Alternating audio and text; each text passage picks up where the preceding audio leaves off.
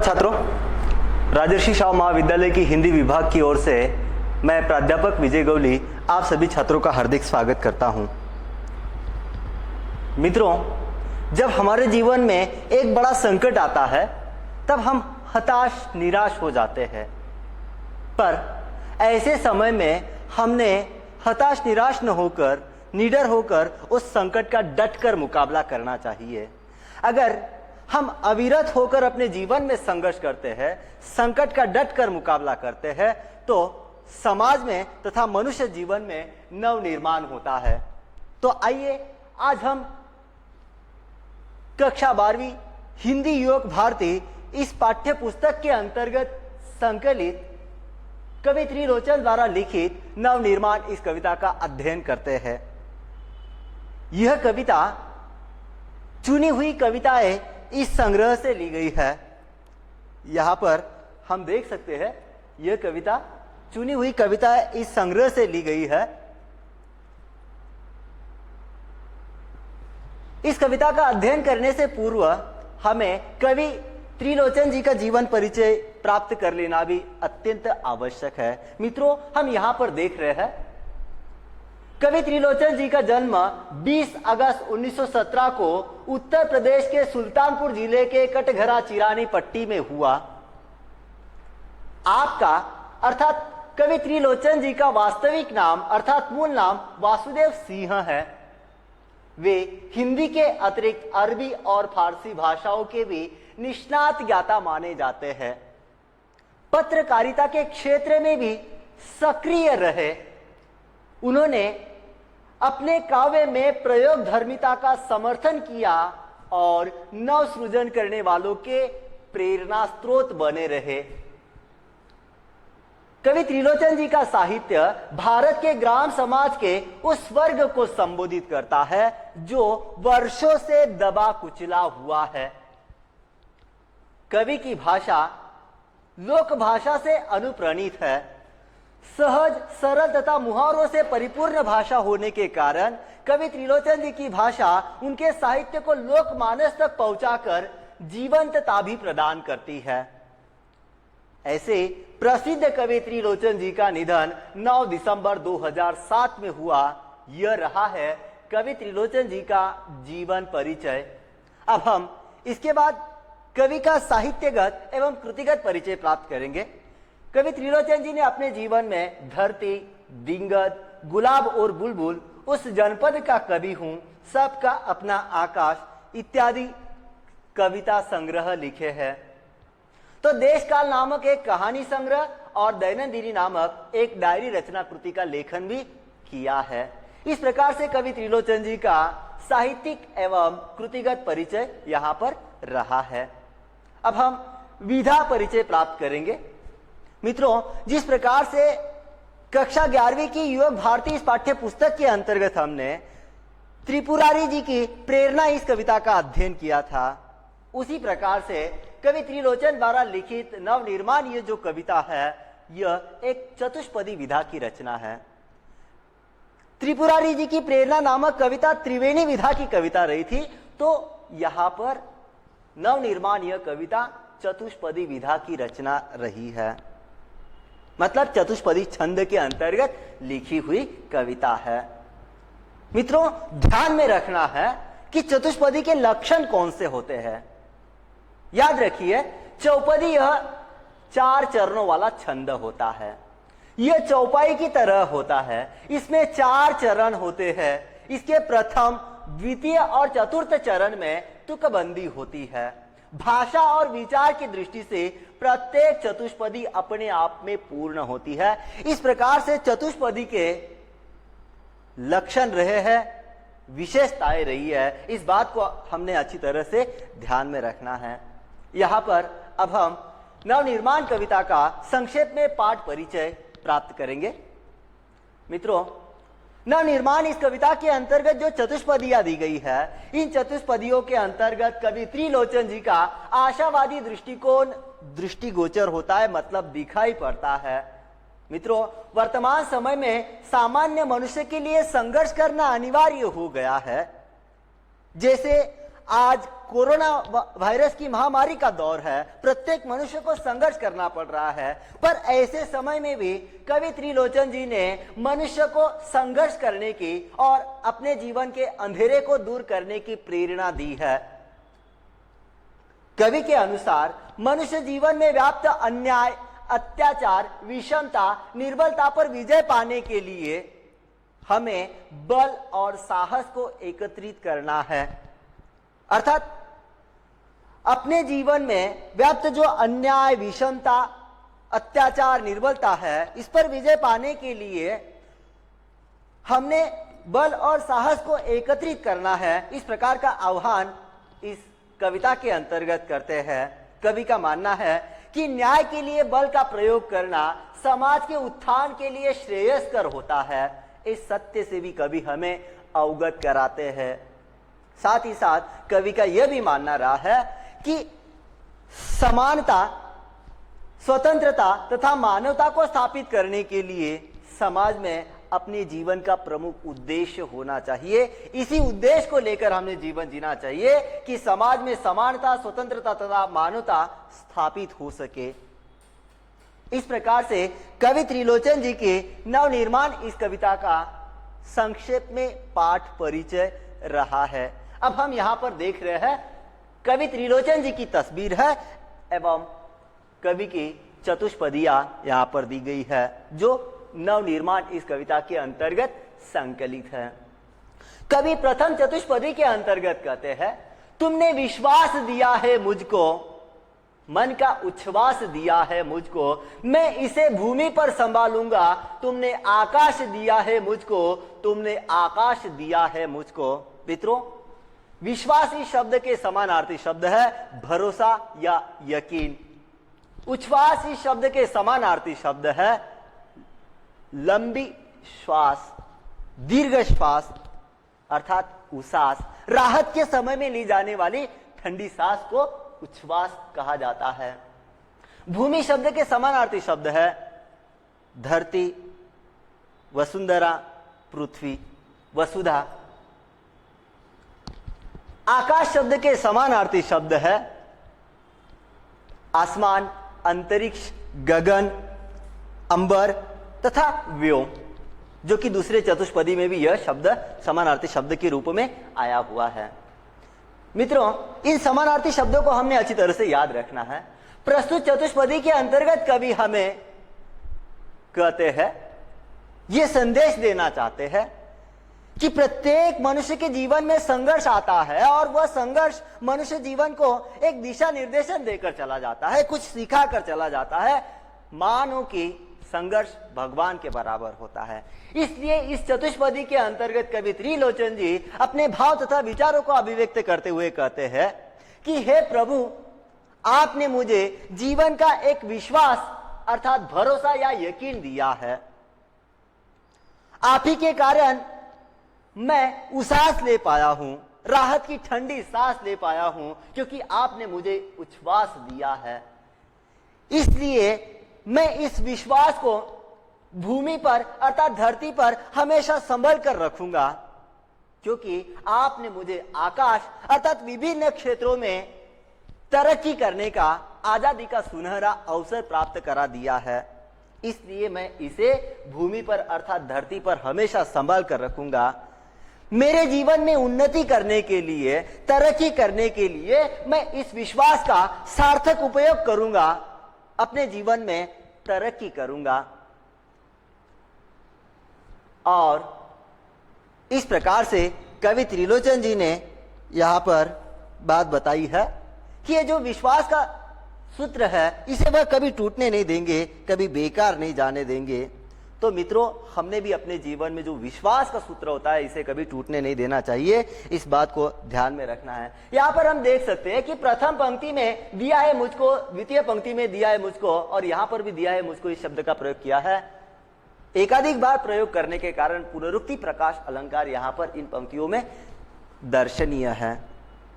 अब हम दूसरी चतुष्पदी को देखेंगे। कवि कहते हैं सूत्र यह तोड़ नहीं सकते हैं, तोड़कर जोड़ नहीं सकते हैं। सूत्र यह तोड़ नहीं सकते हैं, तोड़कर जोड़ नहीं सकते हैं। व्योम में जाए कहीं भी उड़ जाए, भूमि को छोड़ नहीं सकते हैं, भूमि को छोड़ नहीं सकते हैं। सूत्र इस शब्द का समानार्थी शब्द होता है तागा या धागा। व्योम शब्द के समानार्थी शब्द है आसमान, अंतरिक्ष, गगन, अंबर आदि। मित्रों, प्रस्तुत चतुष्पदी के अंतर्गत कवि हमें बताना चाहते हैं कि हमारे जीवन में जो रिश्ते और प्रेम के नाते होते हैं अथवा जो प्रत्येक कार्य व्यापार होता है उसके अंतर्गत विश्वास का जो सूत्र होता है, इस विश्वास के सूत्र को हमेशा बनाए रखना चाहिए। हमने अत्यंत महत्व देना चाहिए, इस विश्वास के सूत्र को कभी टूटने नहीं देना चाहिए, क्योंकि विश्वास का जो सूत्र होता है वह बहुत ही कोमल तथा नाजुक होता है। विश्वास का धागा बहुत ही नाजुक होता है, वह बहुत ही जल्दी टूट जाता है। इसलिए इसे तोड़ने का हमारा कोई अधिकार नहीं है, हमने इसको कभी तोड़ना नहीं चाहिए, क्योंकि अगर यह एक बार टूट गया तो इसे जोड़ना मुश्किल हो जाता है, असंभव हो जाता है।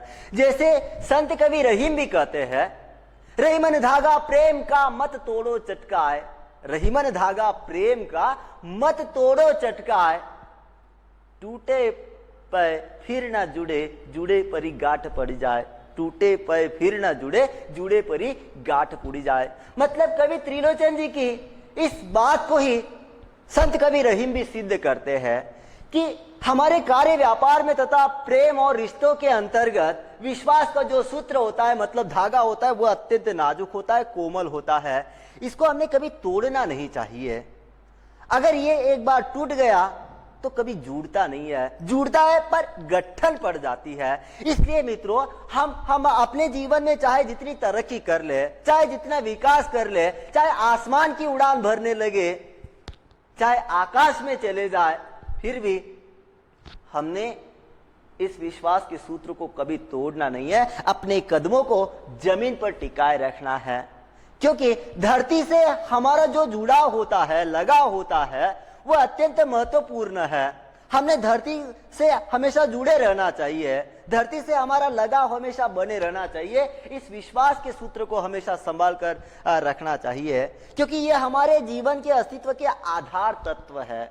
इन्हीं आधार तत्व के आधार पर हम अपने जीवन में सफलता की उड़ान भर सकते हैं।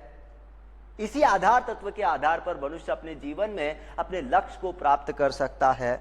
इसलिए बड़ी से बड़ी सफलता की उड़ान भर लेने के बावजूद भी मनुष्य ने अपने पैरों को जमीन पर टिकाए रखना चाहिए, अपने अस्तित्व के आधार तत्व को कभी भूलना नहीं चाहिए।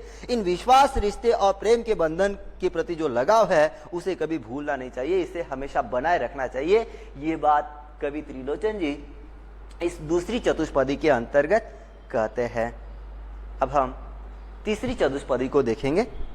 कवि यहां पर कहते हैं, सत्य है राह में अंधेरा है, रोक देने के लिए घेरा है। सत्य है राह में अंधेरा है, रोक देने के लिए घेरा है। काम भी और तुम करोगे क्या, बढ़ चलो सामने अंधेरा है, बढ़ चलो सामने अंधेरा है। यहां पर राह शब्द का समानार्थी शब्द है पथ, रास्ता, मार्ग अथवा सड़क अथवा राह। अंधेरा शब्द का समानार्थी शब्द होता है नम, तिमिर, अंधकार। पर यहां पर हमने शब्दशः अर्थ न लेकर अंधेरा इस शब्द के दूसरे अर्थ लेना अपेक्षित है, जैसे दुख, हताशा एवं निराशा, ये अंधेरे के प्रतीक रहे हैं। मित्रों, यहां पर कवि हमें बताना चाहते हैं कि मनुष्य के जीवन रूपी रास्ते में जब बड़े बड़े संकट आते हैं तब मनुष्य हताश निराश हो जाता है। मनुष्य का जीवन रूपी मार्ग जब विघ्न बाधाओं से भर जाता है, संकटों से भर जाता है, मुश्किल एवं कांटों से भर जाता है, तब मनुष्य हताश निराश हो जाता है। उन विघ्न बाधाओं को देखकर मनुष्य डर जाता है, घबरा जाता है और अपना काम अधूरा छोड़ देता है। पर अपने काम को अधूरा छोड़ देने से अथवा अपने उत्तरदायित्व को अपने उत्तरदायित्व से मुंह मोड़ लेने से, अपने जिम्मेदारी से मुंह मोड़ लेने से कोई लाभ नहीं होगा। अपने जीवन में अगर अंधेरा आ ही गया है, मतलब संघर्ष आ ही गए हैं, विघ्न बाधाएं आ गई है, हताशा निराशा आ गई है, तो ऐसे समय में भी हमने रुकना नहीं चाहिए। और रुककर भी हम क्या करने वाले हैं? ये जो हताशा निराशा का घेराव है, अंधेरे का घेराव है, ये हमारे जीवन में आ गया है, रुककर अभी कोई फायदा नहीं होने वाला है। इसलिए अपने जीवन में हमेशा आगे बढ़ना है, मुश्किलों का डटकर मुकाबला करना है। अपने जीवन में जो असफलता मिल रही है, असफलता सफलता की पहली सीढ़ी है, इस प्रकार की बात को मानकर अपने आशा एवं उम्मीद की किरण को हमेशा बनाए रखना है, क्योंकि जहां चाह होती है वहां राह होती है। कवि हरिवंश राय बच्चन जी भी अपनी एक काव्य पंक्ति में कहते हैं, लहरों से डरकर नौका पार नहीं होती, कोशिश करने वालों की कभी हार नहीं होती।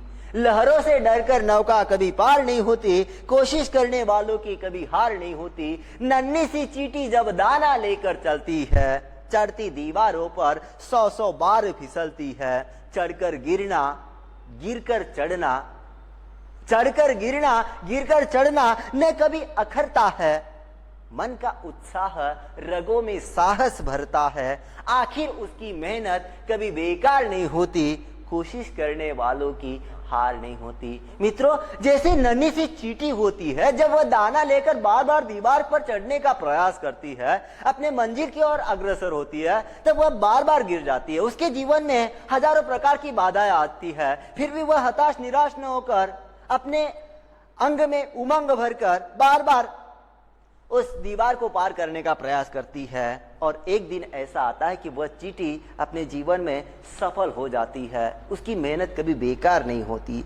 इसी प्रकार से हमने भी अपने जीवन में आशावादी बने रहना चाहिए। इस प्रकार की बात कवि त्रिलोचन जी इस चतुष्पदी के अंतर्गत हमें कहते हैं। हमने अपने जीवन में हमेशा मुश्किलों और संकटों का सामना करते रहना चाहिए, अंधेरे का मुकाबला करना चाहिए, यह बात कवि यहाँ पर कहते हैं। दूसरी चतुष्पदी के अंतर्गत कवि कहते हैं, बल नहीं होता सताने के लिए, वह है पीड़ित को बचाने के लिए। बल नहीं होता सताने के लिए, वह है पीड़ित को बचाने के लिए। बल मिला है तो बल बनो सबके, उठ पड़ो न्याय दिलाने के लिए, उठ पड़ो न्याय दिलाने के लिए। बल शब्द के समानार्थी शब्द होते हैं धरती, बल शब्द के समानार्थी शब्द होते हैं शारीरिक शक्ति, ताकत, पर यहां पर शब्दशः अर्थ न लेकर बल शब्द के दूसरे भी अर्थ हो सकते हैं। जैसे असीम धन संपदा का बल हो सकता है, मानसिक बल हो सकता है, शिक्षा का बल हो सकता है, सामर्थ्य का बल हो सकता है, आधिकारिक बल हो सकता है। इस प्रकार से हमें जो बल मिला हुआ है वह बल किसी को सताने के लिए नहीं होता है, बल्कि पीड़ित व्यक्ति को बचाने के लिए होता है। किसके लिए होता है? पीड़ित व्यक्ति को बचाने के लिए। यहां पर कवि हमें बताना चाहते हैं कि मनुष्य को अगर शिक्षा बल, सामर्थ्य का बल, आधिकारिक बल, मानसिक बल, असीम धन संपदा का बल मिला हुआ है, शारीरिक शक्ति मिली हुई है, तो इसका दुरुपयोग करके हमने कभी किसी को सताना नहीं चाहिए, मतलब किसी को परेशान नहीं करना चाहिए, बल्कि उसका उपयोग कर हमने किसी पीड़ित को, मतलब दुखी व्यक्ति को बचाना है, शोषित व्यक्ति को बचाना है।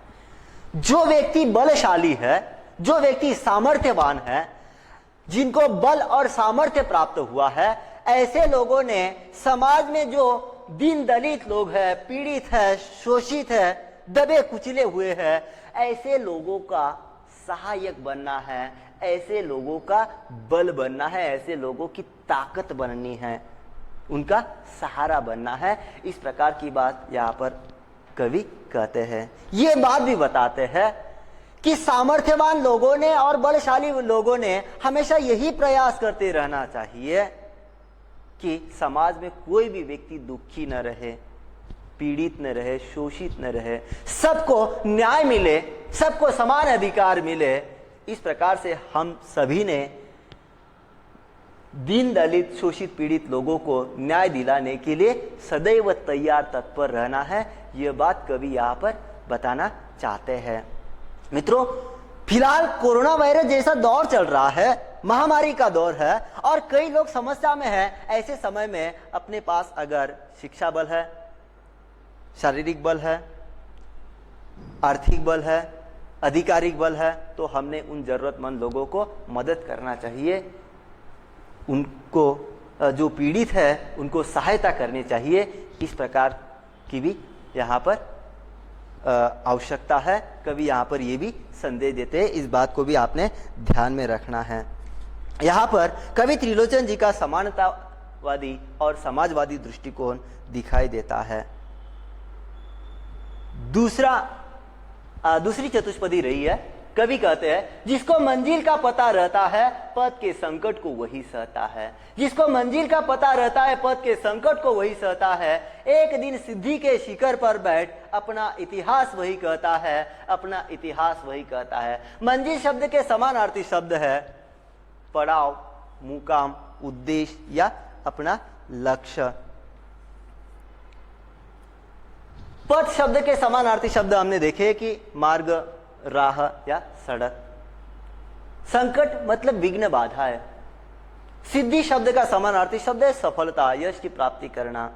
इतिहास मतलब हमारे बीते हुए जीवन की घटनाओं के ऊपर जो कोई बातें लिखी जाती है वह इतिहास बन जाती है। मित्रों, यहां पर कवि कहना चाहते हैं कि जिस व्यक्ति को अपने जीवन की मंजिल का मतलब अपने लक्ष्य का ज्ञान होता है, अपने उद्देश्य का ज्ञान होता है, वह व्यक्ति अपने जीवन में चाहे जितने संकट क्यों न आए, चाहे जितनी विघ्न बाधाएं क्यों न आए, चाहे जितनी मुश्किलें क्यों न आए, फिर भी ये लोग अपने मंजिल को प्राप्त करने के लिए सदैव प्रयासरत रहते हैं। अपने उद्देश्य को प्राप्त करने के लिए, अपने लक्ष्य को प्राप्त करने के लिए सदैव प्रयासरत रहते हैं, कभी रुकते नहीं है। चाहे जितनी मुश्किलें आए, चाहे जितने रोड़े आए, चाहे जितने कांटे आए, वे उन कांटों का, मुश्किलों का डटकर मुकाबला करते हैं, सामना करते हैं, अविरत संघर्षरत रहते हैं। और अविरत संघर्षरत रहने के कारण अपने मंजिल की ओर संकटों का मुकाबला करते हुए आगे बढ़ने के कारण उनका जीवन भले ही संघर्षशील रहा हो, पर एक न एक दिन वे अपने जीवन में चींटी की तरह सफलता प्राप्त कर लेते हैं और उनका नाम इतिहास में लिखा जाता है। मतलब इनके जीवन की चर्चा इतिहास में की जाती है, क्योंकि वे अविरत संघर्ष रहकर अपने जीवन में सिद्धि प्राप्त कर लेते हैं, मतलब सफलता प्राप्त कर लेते हैं, इसलिए उनका नाम इतिहास में लिखा जाता है। और इतिहास भी पुकार पुकार कर ऐसे संघर्षशील लोगों का, जिन्होंने अपने जीवन में संघर्षरत रहकर सिद्धि के शिखर पर बैठ गए, ऐसे लोगों के जीवन की चर्चा करते हैं। इतिहास उनके जीवन का गौरव करता है। जैसे भारत का इतिहास अत्यंत गौरवशाली रहा है। उदाहरण के तौर पर हम ले सकते हैं महात्मा गांधी, जिन्होंने आजादी की लड़ाई में सक्रिय योगदान दिया। पंडित जवाहरलाल नेहरू, लोकमान्य तिलक, सरदार वल्लभ भाई पटेल, डॉक्टर भीमराव अंबेडकर, महात्मा फुले, सावित्रीबाई फुले आदि लोगों ने अपने जीवन में मंजिल को तय किया और मंजिल में कई प्रकार की विघ्न बाधाएं आती रही, फिर भी वे मंजिल को ध्यान में रखकर, अपने लक्ष्य को ध्यान में रखकर डटकर मुकाबला करते रहे और एक दिन अपने जीवन में सिद्धि के शिखर पर पहुंच गए। इसलिए आज उनका नाम इतिहास में लिखा गया है और ये लोग हमारे लिए प्रेरणादायी है। इसी प्रकार से हमने भी अपने जीवन में हमेशा संघर्षरत रहना चाहिए, आगे बढ़ना चाहिए, अपने मंजिल को ध्यान में रखना चाहिए और मंजिल को प्राप्त करने के लिए कितने भी संकट क्यों ना आए, उन संकटों का सामना करना चाहिए। इस प्रकार की बात कवि यहाँ पर हमें बताते हैं। दूसरी चतुष्पदी अब हम देखेंगे। कवि कहते हैं, प्रीति की राह पर चले आओ, नीति की राह पर चले आओ। प्रीति की राह पर चले आओ, नीति की राह पर चले आओ। वह तुम्हारी ही नहीं सबकी है, वह तुम्हारी ही नहीं सबकी है। गीति की राह पर चले आओ, गीति की राह पर चले आओ। प्रीति मतलब प्रेम या स्नेह। गीति का अर्थ है लोक व्यवहार हेतु नियत किया हुआ आचार, मतलब जीवन जीने का एक अच्छा तरीका, जीवन जीने का एक अच्छा बर्ताव, जिसे नीति कहते हैं। नीति राह मतलब नीति मार्ग। गीति शब्द के समानार्थी शब्द है गीत अथवा गान। इस प्रकार से समानार्थी शब्द रहे हैं। मित्रों, यहां पर कवि हमें बताना चाहते हैं कि प्रत्येक मनुष्य ने हमेशा नीति और प्रेम के मार्ग पर ही चलना चाहिए, क्योंकि नीति और प्रेम का जो मार्ग होता है वो एक अच्छा मार्ग होता है। ये मार्ग असंभव को भी संभव कर देता है। इसमें हर बात में सफलता प्राप्त करने की क्षमता होती है। नीति और प्रेम के मार्ग में संगठन है, मिलजुल कर काम करने की भावना है, जीवन का आनंद है और इसी मार्ग के अंतर्गत समाज की तथा देश की उन्नति भी संभव होती है। इसके विपरीत अगर हम देखते हैं, जिस मार्ग के अंतर्गत ईर्ष्या हो, आत्मदलबंदी हो, लोभ हो, अहंकार हो, वैमनस्य हो, स्वार्थ हो, ऐसे मार्ग पर चलकर कभी अपने देश का तथा अपना विकास नहीं हो सकता, क्योंकि स्वार्थ, लोभ, मोह, ईर्ष्या, दलबंदी ये जो तत्व होते हैं वह अपने जीवन को और अपने काम दोनों को बिगाड़ देते हैं। इसलिए इस मार्ग पर चलकर कभी अपनी उन्नति नहीं हो सकती। इसलिए ये मार्ग कदापि सबका मार्ग नहीं हो सकते, पर प्रेम और नीति का जो मार्ग होता है उस मार्ग से समाज की, मनुष्य की प्रगति होती है, समाज और मनुष्य का उत्थान होता है। इसलिए ये सबका मार्ग होता है। प्रेम और नीति मार्ग ही हमें सुख, समृद्धि और समाधान के मार्ग पर ले जाता है, समाधान के स्थल पर लेकर जाता है, आनंद की प्राप्ति करा देता है। इसलिए कवि त्रिलोचन जी हमें यहां पर बताना चाहते हैं कि गीति की राह पर चले जाओ, मतलब सुखद आनंददायी जो मार्ग है, सुख का जो मार्ग है, खुशी का जो मार्ग है, इस मार्ग पर चले आओ। तात्पर्य यह है कि प्रत्येक मनुष्य ने हमेशा प्रीति और नीति के मार्ग पर चलना चाहिए, क्योंकि यही मार्ग गीति का मार्ग है, मतलब सुखद मार्ग है, आनंददायी मार्ग है। इस प्रकार की बात कवि त्रिलोचन जी यहाँ पर कहते हैं। तो मित्रों, अपने जीवन में नैतिकता को हमेशा ध्यान में रखकर चलना है, नीति मार्ग पर चलना है, प्रेम के मार्ग को अपनाना है। यह सीख यहाँ पर इस चतुष्पदी के अंतर्गत कवि त्रिलोचन जी हमें देते हैं। दूसरी चतुष्पदी है, साथ निकलेंगे आज नर नारी, साथ निकलेंगे आज नर नारी, लेंगे कांटों का ताज नर नारी, दोनों संगी है और सहचर है, दोनों संगी है और सहचर है, अब रचेंगे समाज नर नारी, अब रचेंगे समाज नर नारी। साथ निकलेंगे मतलब संगठित होकर निकलेंगे। नर नारी मतलब स्त्री पुरुष। नर शब्द के समानार्थी शब्द होते हैं आदमी या पुरुष, नारी शब्द के समानार्थी शब्द होते हैं स्त्री या औरत या महिला। दोनों संगी, संगी मतलब साथी, मित्र, सहचर मतलब साथ साथ चलने वाला अर्थात सहगामी। अब रचेंगे समाज नर नारी, इसका अर्थ है कि नए समाज की निर्माण करेंगे।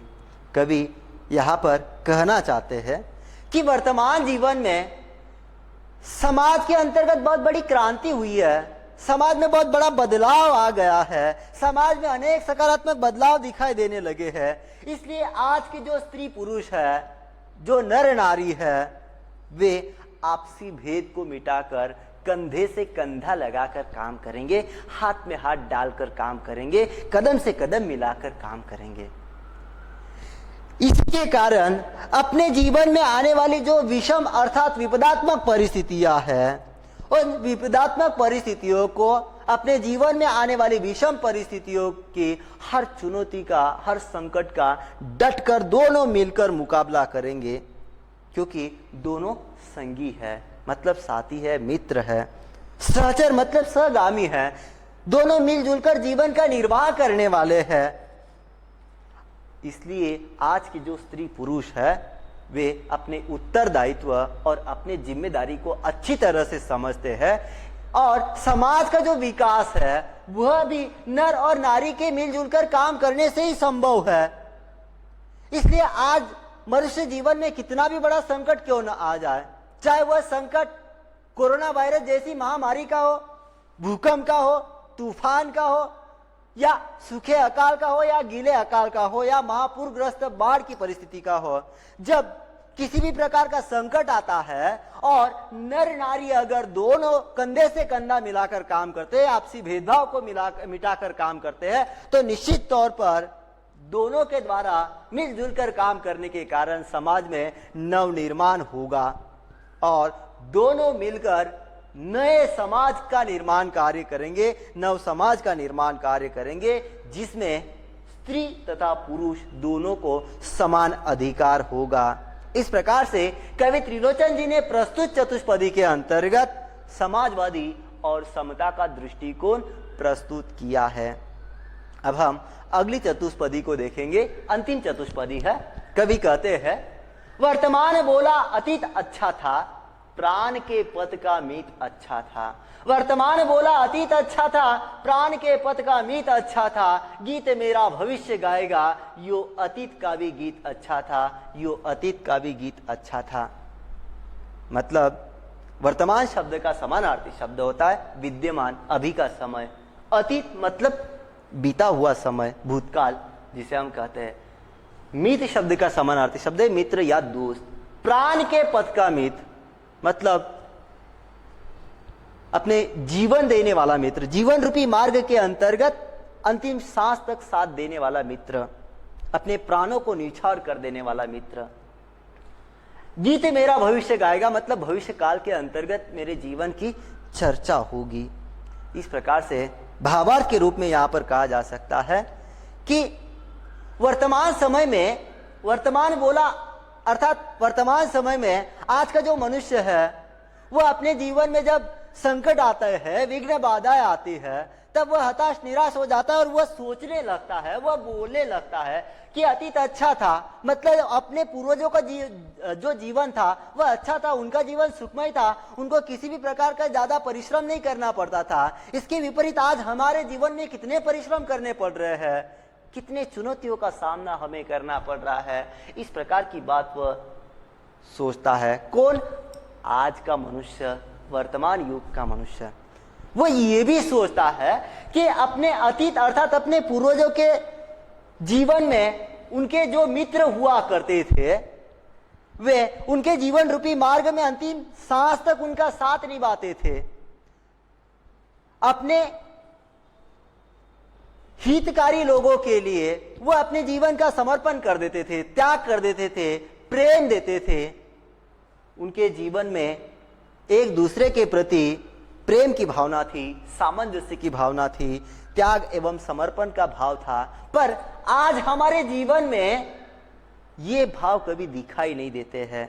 इस प्रकार की बात सोचकर वर्तमान का जो मनुष्य है वह दुखी हो जाता है, हताश निराश हो जाता है। पर वह ये भी सोचने लगता है कि भले ही आज हमारा जीवन संघर्ष से भरा हुआ हो, चुनौतियों से भरा हुआ हो, फिर भी आज अपनी जो उपलब्धियां है, ये वर्तमान उपलब्धियां गौरव से भरी पड़ी है। जैसे अपने पूर्वजों ने अत्यंत परिश्रम किया था, अत्यंत त्याग किया था, समाज के उत्थान के लिए अपना बलिदान दे दिया था, इसलिए उनके जीवन की चर्चा हम करते हैं, इसलिए उनका जीवन अच्छा था।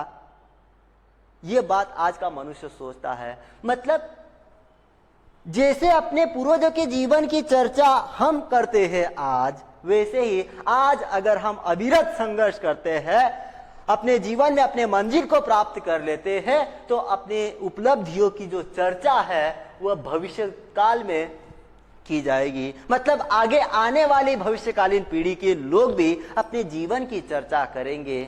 जैसे अपने पूर्वजों का जीवन अच्छा था, वैसे ही अपना जीवन भी अच्छा है। इसलिए हम अपने पूर्वजों के जीवन को जितना महत्व देते हैं, उतना ही महत्व अपने जीवन को देना चाहिए, अपने जीवन के उत्तरदायित्व को देना चाहिए। इस प्रकार की बात कवि यहाँ पर कहते हैं, क्योंकि अतीत के लोगों का जीवन भी अच्छा था और अपना जीवन भी अच्छा है। इस प्रकार की बात कवि यहाँ पर बताना चाहते हैं। मित्रों, हमने हमेशा संघर्षरत रहना चाहिए, ये बात कवि यहाँ पर बताना चाहते हैं।